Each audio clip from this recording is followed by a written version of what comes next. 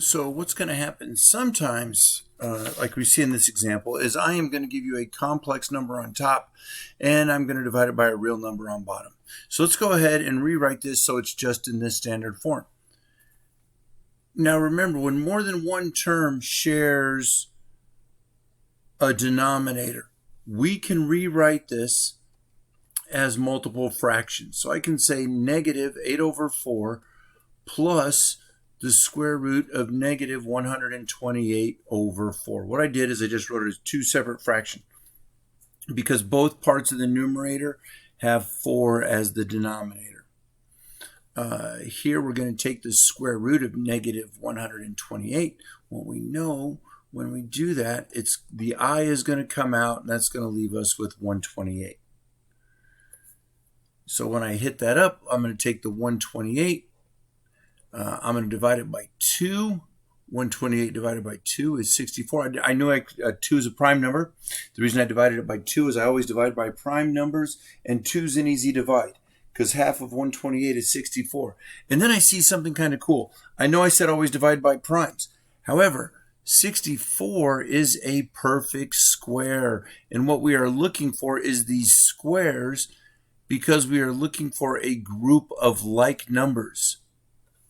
The like numbers are what comes out from the radical. So this 8 comes out, the I came out, the 2 stayed in, and that's all over 4, plus negative 8 over 4. We're not quite done because I can do negative 8 over 4. That's negative 2 plus 8i over 4 gives me 2i, and then the radical stays there. Boom. I like to put the I in front. You will see some people write these complex numbers like this and put the I in the back.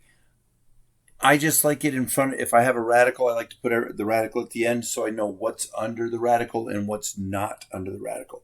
You can see this I is not under the radical here, but here it gets a little harder. If you have questions on how I'm breaking down these square roots, make sure you ask when we get together. Don't struggle in silence. Well, if we add or subtract with our complex numbers, it's just like adding with any other values. We are going to combine our like terms. So if we're talking adding with our complex numbers, my complex number is going to be real number a plus bi, where a is the real portion and b is the imaginary portion, plus, let's say I have another one where it's c plus di. And if I am adding or subtracting, it really doesn't matter. The rule is we're going to take the a's and the c's and we're going to combine those parts. And then we are also going to take the imaginary parts and combine those. And the sign is going to be whatever my adding or subtracting is. I'm saying plus or minus because this is the rule for adding or subtracting. So when we're doing this, we're going to put our real parts together. The real parts are 3 plus negative 2. There's my real part. And then we're going to put our imaginary parts together. My negative 4i and my positive 6i. So when I do this, 3 minus 2 is going to go here, plus whatever I get from negative 4i plus 6i, like terms, so we can combine them. 3 minus 2 is 1. Negative 4i plus 6i is positive 2i. Boom. Easy enough, right? When we're doing our rules for this adding and subtracting, same business.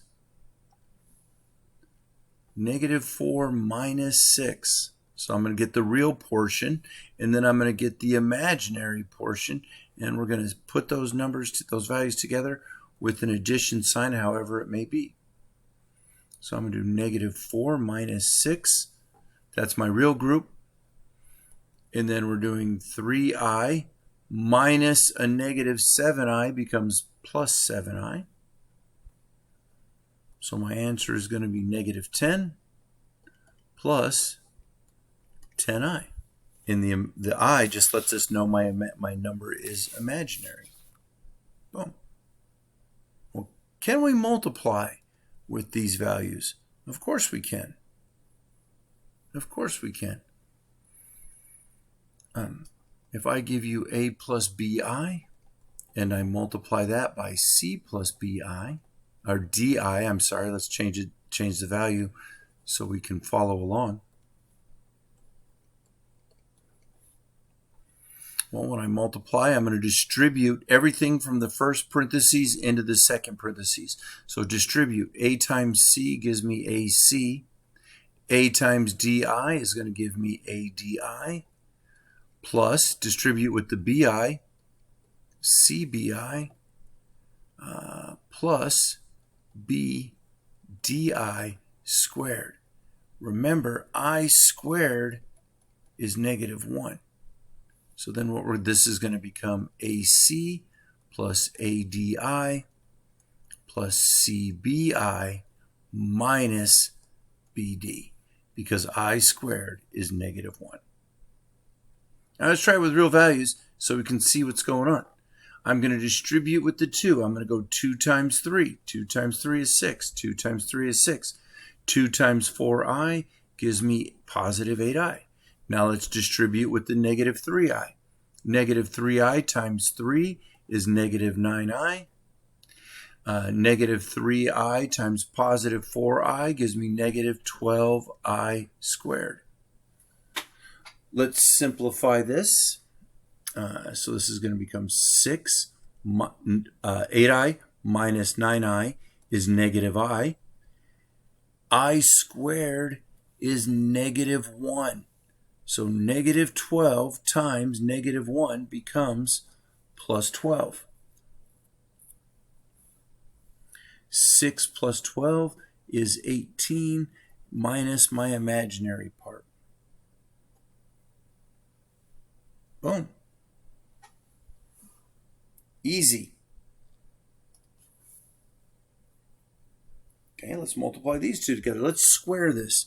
Well, remember, squaring something means we're just going to take it and multiply it by itself. There are shortcuts, but I believe that students discover the shortcuts, that teachers, that's my personal belief, teachers don't teach shortcuts, students discover them. So I'm going to do 4 times 4 is 16. 4 times 3i is 12i. 3i times 4 is 12i again. And 3i times 3i is 9i squared.